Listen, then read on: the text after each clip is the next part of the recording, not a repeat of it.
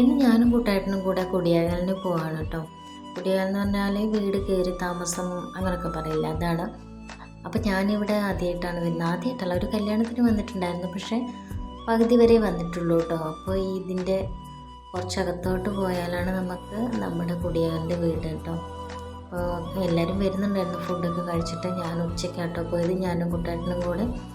അപ്പോൾ പോയപ്പോൾ കുറച്ചധികം ആൾക്കാരുണ്ടായിരുന്നു. പിന്നെ സാധാരണ ഒരു നല്ല ഭംഗിയുള്ളൊരു കുഞ്ഞു വീടാണ് കേട്ടോ. അപ്പോൾ അവർ രണ്ടുപേരേ ഉള്ളൂ.